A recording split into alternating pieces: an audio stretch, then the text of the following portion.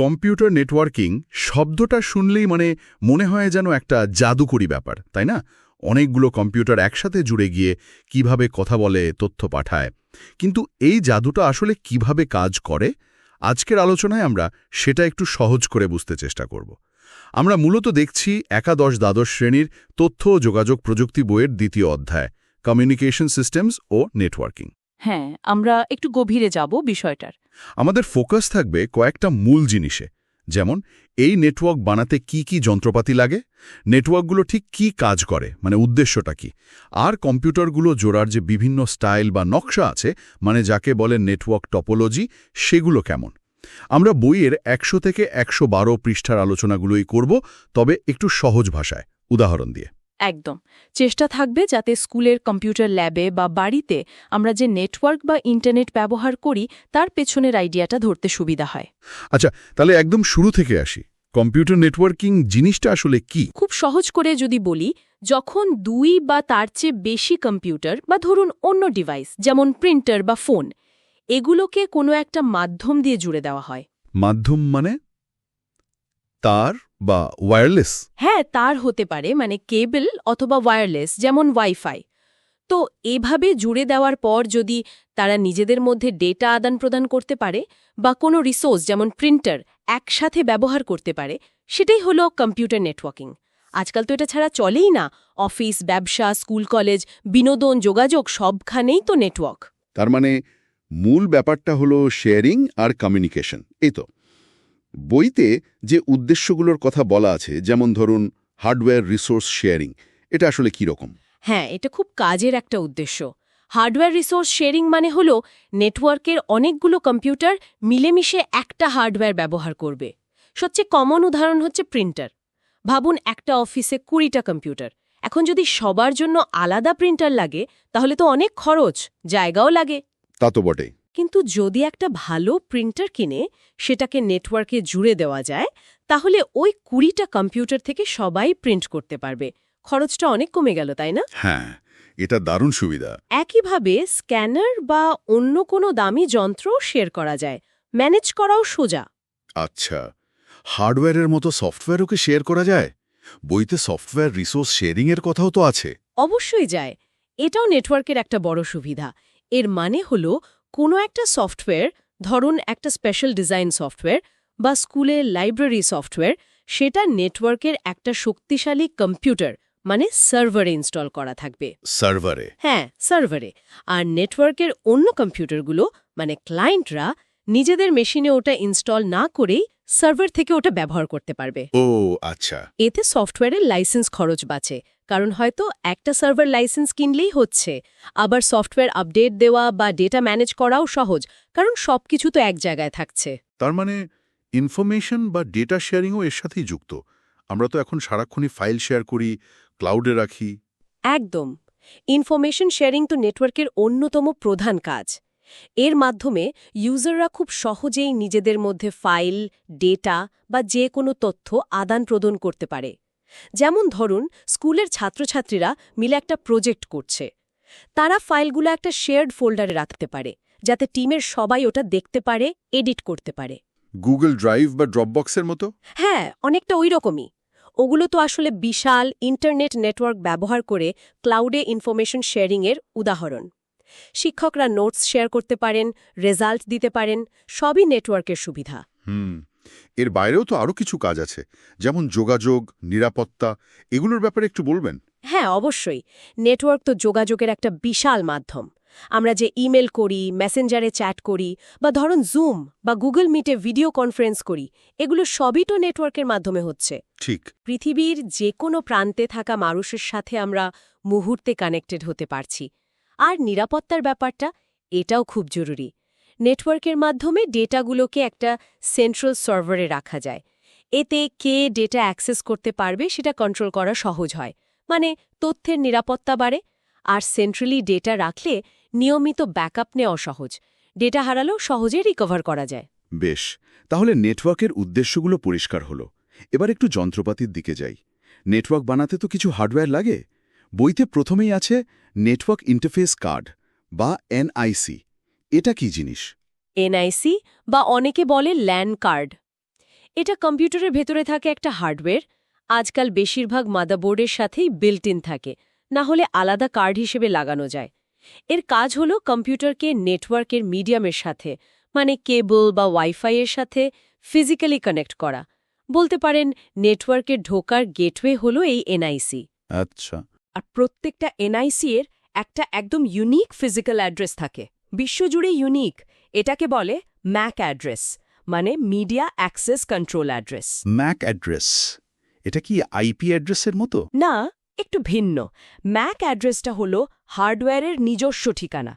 ডিভাইসটা বানানোর সময়ই এটা দিয়ে দেওয়া হয়, সাধারণত বদলানো যায় না। এটা 48 বিটের একটা নম্বর হয়, হেক্সাডেসিমেলে লেখা থাকে। এটা অনেকটা আপনার বাড়ির হোল্ডিং নম্বরের মতো পার্মানেন্ট। নেটওয়ার্কে কোনো ডিভাইসকে চেনার এটাই সবচেয়ে নির্ভরযোগ্য উপায়। সুইচগুলো এই ম্যাক অ্যাড্রেস ব্যবহার করেই ডেটা পাঠায়। ইন্টারেস্টিং। এরপর আছে মডেম। মডেম নামটা তো বেশ মজার। মডুলেটর, ডিমডুলেটর, এর কাজ কি? হ্যাঁ, নামটা এর কাজ থেকেই এসেছে। মডেম দুটো কাজ করে, মডুলেশন আর ডিমডুলেশন। ব্যাপারটা হলো কম্পিউটার কাজ করে ডিজিটাল সিগন্যালে, মানে 0 আর 1 দিয়ে। কিন্তু আগেকার দিনে বা এখনও কিছু ক্ষেত্রে ইন্টারনেট লাইন আসে টেলিফোন লাইনের ওপর দিয়ে, যা অ্যানালগ সিগন্যাল ক্যারি করে। ও, তো কম্পিউটারের ডিজিটাল সিগন্যাল সরাসরি অ্যানালগ লাইনে পাঠানো যায় না। মডেম তখন এই ডিজিটাল সিগন্যালকে অ্যানালগ সিগন্যালে পাল্টে দেয়, এটাকে বলে মডুলেশন। আচ্ছা। আবার যখন ইন্টারনেট থেকে অ্যানালগ সিগন্যাল আসে, মডেম সেটাকে আবার ডিজিটাল সিগন্যালে পাল্টে দেয়, যাতে কম্পিউটার বুঝতে পারে, এটাকে বলে ডিমডুলেশন। মানে সিগন্যাল কনভার্টার একরকম। একদম। পুরনো ডায়াল-আপ কানেকশনে এটা মাস্ট ছিল। এখনকার ডিএসএল বা কিছু কেবল ইন্টারনেটেও কিন্তু এই সিগন্যাল রূপান্তরের জন্য মডেম বা এই ধরনের ডিভাইস লাগে। বুঝলাম। আচ্ছা, বইতে এরপর হাব নামে একটা ডিভাইসের কথা বলা হয়েছে, কিন্তু সাথে এটাও বলা আছে যে এটা এখন আর তেমন ব্যবহার হয় না। কেন? পুরনো হয়ে গেছে? হ্যাঁ হ্যাঁ। হ্যাঁ, হাবকে এখন অনেকটাই পুরনো প্রযুক্তি বলা যায়। এটা লোকাল নেটওয়ার্কে, মানে একটা অফিস বা বাড়ির ভেতরের নেটওয়ার্কে কয়েকটা কম্পিউটারকে একসাথে জুড়তে কাজে লাগত। এটা আসলে একটা সিম্পল কানেক্টিং পয়েন্ট। কিন্তু সমস্যা হলো হাব একদমই বোকা ডিভাইস। বোকা ডিভাইস মানে হলো হাবের কোনো একটা পোর্টে যখন ডেটা আসে, হাব সেটাকে বিচার বিবেচনা না করে ওর সাথে লাগানো বাকি সব পোর্টে পাঠিয়ে দেয়। যার কাছে যাওয়ার কথা সে তো পাই, কিন্তু যার পাওয়ার কথা না, তার কাছেও ডেটা চলে যায়। অনেকটা একটা ঘরে কেউ চিৎকার করলে যেমন সবাই শুনে, সেরকম। ও, তাহলে তো নেটওয়ার্কে অনেক জ্যাম লেগে যাওয়ার কথা। ঠিক তাই। এটাকে বলে ব্রডকাস্টিং। এতে নেটওয়ার্কে অনেক অপ্রয়োজনীয় ট্র্যাফিক তৈরি হয়। আর যদি একই সময়ে একাধিক কম্পিউটার ডেটা পাঠাতে চায়, তাহলে সিগন্যালের মধ্যে ধাক্কা লাগে, মানে কলিশন হয়। এই কলিশনের ফলে ডেটা নষ্ট হয়, আবার পাঠাতে হয়। এতে নেটওয়ার্কের স্পিড অনেক কমে যায়। এই কারণেই এখন আর হাব ব্যবহার হয় না বললেই চলে। বুঝলাম। হাব তাহলে বেশ সমস্যা তৈরি করত। এর সমাধান হিসেবেই কি সুইচ এলো? এটা কি হাবের চেয়ে স্মার্ট? একদম ঠিক ধরেছেন। সুইচ দেখতে অনেকটা হাবের মতোই, একটা বাক্সের মতো দেখতে, অনেকগুলো পোর্ট থাকে ডিভাইস লাগানোর জন্য। কিন্তু কাজের বেলায় সুইচ অনেক বেশি বুদ্ধিমান। সুইচ যখন চালু হয়, সে তার সাথে কানেক্টেড প্রত্যেকটা ডিভাইসের ম্যাক অ্যাড্রেস জেনে নেয়, আর নিজের মেমোরিতে একটা টেবিল বানিয়ে মনে রাখে যে কোন ম্যাক অ্যাড্রেসের ডিভাইসটা কোন পোর্টে লাগানো আছে। ও আচ্ছা, ও মনে রাখে। হ্যাঁ, এরপর যখন কোনো ডেটা প্যাকেট সুইচের কাছে আসে, সুইচ প্যাকেটের ডেস্টিনেশন ম্যাক অ্যাড্রেসটা দেখে, তারপর তার টেবিল থেকে খুঁজে বের করে যে ওই ঠিকানার ডিভাইসটা কোন পোর্টে আছে, এবং ডেটাটা শুধুমাত্র সেই নির্দিষ্ট পোর্টেই পাঠায়, হাবের মতো সবাইকে পাঠিয়ে দেয় না। বাহ, এটা তো অনেক এফিশিয়েন্ট। অবশ্যই। এটা অনেকটা পোস্ট অফিসের পিয়নের মতো, যে চিঠিটা ঠিক ঠিকানায় পৌঁছে দেয়। এর ফলে নেটওয়ার্কে অদরকারি ট্রাফিক হয় না, কলিশনও প্রায় হয় না, তাই নেটওয়ার্কের পারফরমেন্স অনেক ভালো হয়। এজন্যই এখনকার সব লোকাল নেটওয়ার্কে সুইচ ব্যবহার করা হয়। 8, 16, 24, 48 বিভিন্ন সাইজের সুইচ পাওয়া যায় প্রয়োজন অনুযায়ী। দারুণ। তাহলে সুইচ হলো লোকাল নেটওয়ার্কের জন্য। কিন্তু যখন আমরা বাড়ির নেটওয়ার্ক থেকে ইন্টারনেটে যাই, মানে একটা লোকাল নেটওয়ার্ক ল্যান, যখন বাইরের একটা বড় নেটওয়ার্ক ওয়্যানের সাথে যুক্ত হয়, তখন কি লাগে? এখানে কি রাউটারের কাজ? বইতে বলছে এটা নাকি পথ দেখায়। একদম। রাউটারের মূল কাজই হলো এটাই। ভিন্ন ভিন্ন নেটওয়ার্কের মধ্যে সংযোগ তৈরি করা আর ডেটা প্যাকেটগুলোকে সঠিক পথ বা রুট দেখিয়ে দেওয়া যাতে তারা ঠিক গন্তব্যে পৌঁছাতে পারে। যেমন ধরুন আপনার বাড়ির বা অফিসের লোকাল নেটওয়ার্ককে ইন্টারনেটের সাথে, ইন্টারনেট তো আসলে অসংখ্য নেটওয়ার্কের একটা বিশাল নেটওয়ার্ক মানে ওয়ান, যুক্ত করে এই রাউটার। সুইচ তো ম্যাক অ্যাড্রেস ব্যবহার করে, রাউটার কি ব্যবহার করে? রাউটার ব্যবহার করে মূলত আইপি অ্যাড্রেস। সুইচ যেমন একই নেটওয়ার্কের ভেতরে ডিভাইস চেনে ম্যাক অ্যাড্রেস দিয়ে, রাউটার তেমন ডেটা প্যাকেট কোন নেটওয়ার্কে যাবে সেটা ঠিক করে আইপি অ্যাড্রেস দেখে। এটা ডেটা প্যাকেটগুলোকে বিভিন্ন নেটওয়ার্কের মধ্যে পারাপার করায় আর ডেটা পাঠানোর জন্য সবচেয়ে ভালো রাস্তা কোনটা হবে সেটাও ঠিক করে। একে অনেকটা ইন্টারসিটি বাস টার্মিনাল বা পোস্ট অফিসের মতো ভাবতে পারেন, যা ঠিক করে কোন প্যাকেট কোন শহরে যাবে। ও আচ্ছা। রাউটার আরও কিছু কাজ করে, যেমন ডেটা ফিল্টার করে সিকিউরিটি বাড়াতে পারে বা আপনার বাড়ির একাধিক ডিভাইসকে একটাই ইন্টারনেট কানেকশন শেয়ার করতে দেয়। এটা মূলত দুটো আলাদা নেটওয়ার্কের মধ্যে যোগাযোগের দরজা। আপনি বললেন যোগাযোগের দরজা। বইতে আবার গেটওয়ে নামেও একটা ডিভাইসের কথা আছে।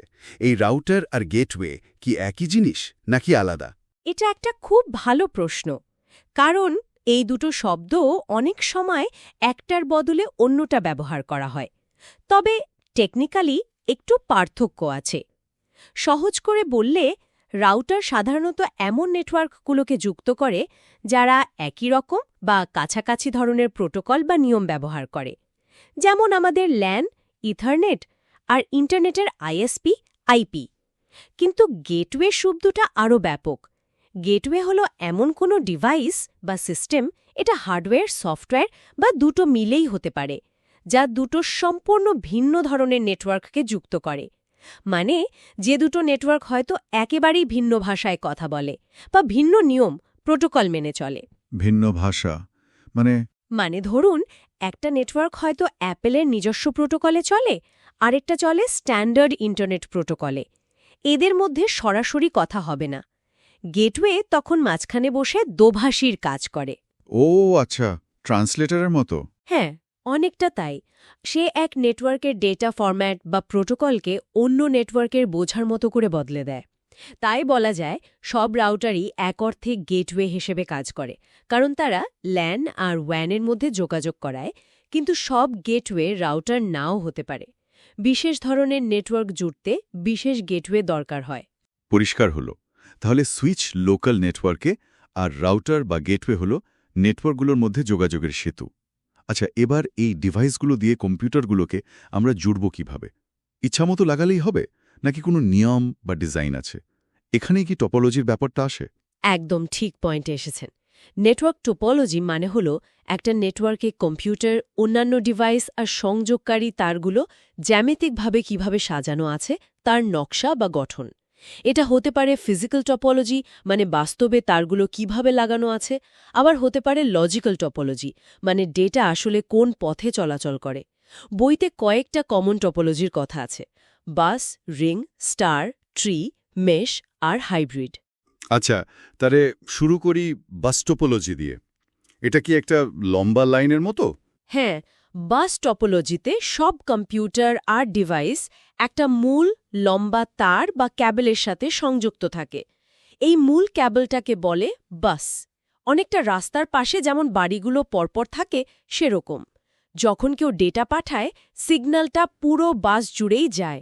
এর সুবিধা হলো এটা বানানো সোজা, তারও কম লাগে, তাই খরচ কম। কিন্তু অসুবিধা কি? বড় অসুবিধা হলো যদি ওই মূল বাস ক্যাবলটা কোথাও কেটে যায় বা নষ্ট হয়, তাহলে পুরো নেটওয়ার্কটাই বসে যায়। এটাকে বলে সিঙ্গল পয়েন্ট অফ ফেলিওর। আর হাবের মতো এখানেও ডেটা কলিশনের চান্স বেশি, কারণ ডেটা তো সবার কাছেই যায়। পুরনো দিনে চলত, এখন আর তেমন দেখা যায় না, নির্ভরযোগ্যতার অভাবে। বুঝলাম। এরপর রিং টপোলজি। নাম শুনেই মনে হচ্ছে এটা গোল হবে। ঠিক। রিং টপোলজিতে প্রত্যেকটা কম্পিউটার তার দুই পাশের দুটো কম্পিউটারের সাথে যুক্ত হয়ে একটা বৃত্ত বা রিং তৈরি করে। ডেটা সাধারণত একদিকে ঘোরে, এক কম্পিউটার থেকে পাশের কম্পিউটারে, যতক্ষণ না ঠিক জায়গায় পৌঁছায়। এটা সুবিধা কি? একটা সুবিধা হলো এখানে ডেটা কলিশন কম হয়, বিশেষ করে যদি টোকেন পাসিং মেকানিজম ব্যবহার করা হয় আর সব কম্পিউটার ডেটা পাঠানোর সমান সুযোগ পায়। অসুবিধা? অসুবিধা বাসের মতোই, যদি রিংয়ের কোনো একটা কম্পিউটার বা তার নষ্ট হয়, পুরো রিংটাই ভেঙে যায়, নেটওয়ার্ক অচল। অনেকটা ক্রিসমাসের টুনি লাইটের মতো, একটা বাল্ব ফিউজ হলে পুরো লাইনের আলো বন্ধ। হ্যাঁ, ঠিক বলেছেন, টুনি লাইটের মতো। আর নতুন কম্পিউটার যোগ করা বা বাদ দেওয়াও একটু ঝামেলার, রিংটাকে ভাঙতে হয়। তাহলে বাস আর রিংয়ের এই ভরসার সমস্যাটা কি স্টার টপোলজিতে সমাধান হয়? এটা তো মনে হয় এখন খুব চলে। একদম। স্টার টোপোলজি এখন সবচেয়ে জনপ্রিয় আর বেশি ব্যবহৃত local area network topology. Office, school, বাড়ি প্রায় সব জায়গায় এটাই দেখবেন। এখানে সব কম্পিউটার, প্রিন্টার বা অন্যান্য ডিভাইস একটা সেন্ট্রাল কানেক্টিং ডিভাইসের সাথে এখন সাধারণত সুইচ ব্যবহার হয়। আলাদা আলাদা তার দিয়ে সরাসরি যুক্ত থাকে। দেখতে সাইকেলের চাকার মতো, মাঝে হাব, সুইচ আর চারপাশে স্পোক ডিভাইসগুলো। এর সুবিধা কি? সবচেয়ে বড় সুবিধা হলো নির্ভরযোগ্যতা। যদি কোনো একটা কম্পিউটারের তার নষ্ট হয় বা কম্পিউটারটাই বন্ধ হয়ে যায়, তাতে শুধু ওই কম্পিউটারটাই নেটওয়ার্ক থেকে বাদ পড়ে, বাকি নেটওয়ার্ক কিন্তু দিব্যি চলতে থাকে। ওহ, এটা তো দারুণ। হ্যাঁ, নতুন ডিভাইস যোগ করা বা সরানো খুব সোজা, শুধু সুইচের একটা খালি পোর্টে লাগিয়ে দিলেই হলো। কোনো অসুবিধা নেই। একটা দুর্বলতা আছে, যদি মাঝখানের ওই কেন্দ্রীয় সুইচটাই খারাপ হয়ে যায়, তাহলে কিন্তু পুরো নেটওয়ার্কটাই বসে যাবে, কারণ সবাই তো ওটার সাথেই যুক্ত। আর বাস বা রিংয়ের চেয়ে একটু বেশি তার লাগে, কিন্তু সুবিধার তুলনায় এই অসুবিধাগুলো তেমন বড় নয়। ঠিক। এরপর আছে ট্রি টপোলজি।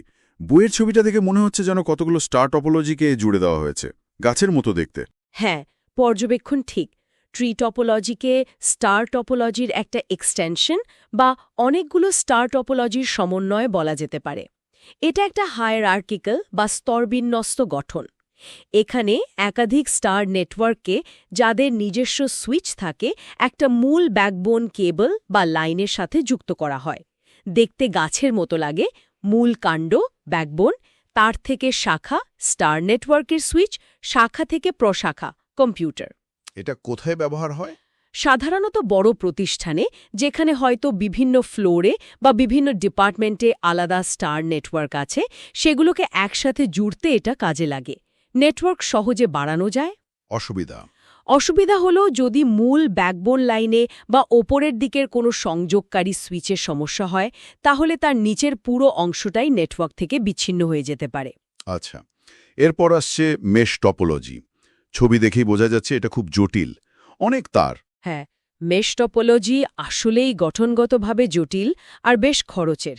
এখানে নেটওয়ার্কের প্রত্যেকটা ডিভাইস অন্য অনেকগুলো ডিভাইসের সাথে অথবা একদম সব ডিভাইসের সাথে সরাসরি পয়েন্ট টু পয়েন্ট কানেকশনে যুক্ত থাকে। সবগুলোর সাথে? যদি সবগুলোর সাথে যুক্ত থাকে তাকে বলে ফুল মেশ। ফুল মেশ। আর যদি কয়েকটার সাথে থাকে তাকে বলে পার্শিয়াল মেশ। Partial mesh. ভাবুন, 5টা কম্পিউটার থাকলে ফুল মেশে প্রত্যেকটাকে বাকি 4টার সাথে জুড়তে হবে। তাহলে তো অনেক সংযোগ লাগবে। হ্যাঁ, nটা কম্পিউটার থাকলে ফুল মেশে সংযোগ লাগে n*n-1/2টা। কিন্তু সুবিধা কি এর? প্রধান সুবিধা হল এর চরম নির্ভরযোগ্যতা বা রিলায়েবিলিটি আর ফল্ট টলারেন্স। যেহেতু একটা ডিভাইস থেকে অন্যটায় যাওয়ার অনেকগুলো রাস্তা থাকে, তাই কোনো একটা রাস্তা বা তার নষ্ট হয়ে গেলেও ডেটা অন্য পথে ঠিকই চলে যেতে পারে, নেটওয়ার্ক সহজে ডাউন হয় না। ও, এই কারণে? হ্যাঁ, এই হাই রিলায়েবিলিটির জন্যই খুব গুরুত্বপূর্ণ নেটওয়ার্কে, যেমন ধরুন ইন্টারনেটের ব্যাকবোন, মিলিটারিতে বা ব্যাংকিং সিস্টেমে এটা ব্যবহার করা হয়। তবে এত বেশি তার লাগে আর কনফিগারেশন জটিল বলে এটা খুবই ব্যয়বহুল। বুঝলাম। তাহলে মেশ হল সবচেয়ে নির্ভরযোগ্য কিন্তু সবচেয়ে জটিল। শেষে আছে হাইব্রিড টোপোলজি। নাম শুনেই মনে হচ্ছে এটা মিক্সড কিছু। ঠিক ধরেছেন, হাইব্রিড মানেই মিশ্র। যখন 2 বা তার চেয়ে বেশি আলাদা ধরনের টোপোলজিকে, যেমন একটা স্টার আর একটা বাস বা দুটো স্টার আর একটা রিং একসাথে জুড়ে দিয়ে একটা বড় নেটওয়ার্ক বানানো হয়, তখন তাকে বলে হাইব্রিড টোপোলজি। উদাহরণ? যেমন ধরুন, একটা অফিসের একতলায় স্টার টোপোলজি আছে, আর এক তলায় বাস টোপোলজি। এই দুটোকে একসাথে জুড়ে দিয়ে পুরো অফিসের নেটওয়ার্কটা বানানো হলো, এটাই হাইব্রিড। এর সুবিধা অসুবিধা নির্ভর করে কোন কোন টোপোলজি মেশানো হচ্ছে তার ওপর। মূল সুবিধা হলো এটা ডিজাইনারকে অনেক ফ্লেক্সিবিলিটি দেয়।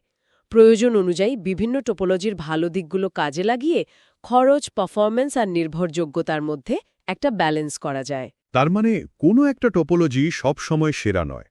একদম না। প্রয়োজনটা কি, বাজেট কেমন, কতটা স্পিড দরকার, কতটা নির্ভরযোগ্যতা চাই, ম্যানেজ করা কতটা সহজ হবে, ভবিষ্যতে বাড়াতে হবে কিনা, এই সব কিছু ভেবে চিনতে ঠিক করতে হয় কোনটা ব্যবহার করা হবে। দারুণ। আজকের আলোচনায় তাহলে আমরা কম্পিউটার নেটওয়ার্কিংয়ের বেশ কিছু জরুরি কিন্তু মৌলিক বিষয় নিয়ে কথা বললাম। নেটওয়ার্ক কি, কেন দরকার, মানে রিসোর্স শেয়ারিং, কমিউনিকেশন, তথ্যের আদান-প্রদান, নিরাপত্তা। তারপর দেখলাম কি কি যন্ত্রপাতি লাগে: NIC, Mac address, modem, hub, switch, router, gateway. হ্যাঁ, আর সবশেষে দেখলাম এই যন্ত্রগুলোকে জোড়ার বিভিন্ন নকশা বা টোপোলজিগুলো, bus, ring, star, tree, mesh, hybrid, কিভাবে কাজ করে, কার কি সুবিধা অসুবিধা। ঠিক। আর এই বেসিকগুলো জানা কিন্তু এখন খুব দরকার, কারণ আমরা এখন এমন একটা সময়ে বাস করছি যেখানে প্রায় সবকিছুই কোনো না কোনো নেটওয়ার্কের সাথে যুক্ত। আমাদের চারপাশেই তো নেটওয়ার্ক। একদম।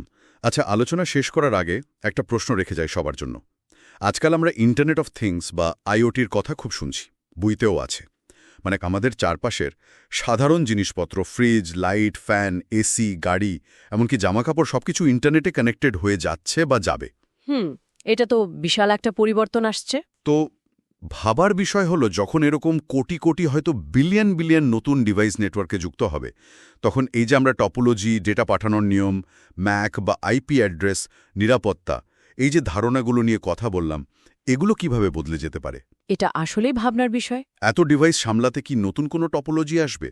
ডেটা ম্যানেজমেন্ট, সিকিউরিটি, এগুলো কি আরও অনেক জটিল হয়ে যাবে, নাকি আরও সহজ কোনো উপায় বেরোবে? এটা নিয়ে কিন্তু ভাবা যেতে পারে। আজকের মতো তাহলে হ্যানেই শেষ করি। আশা করি কম্পিউটার নেটওয়ার্কিংয়ের এই আলোচনাটা কাজে এসেছে। ধন্যবাদ।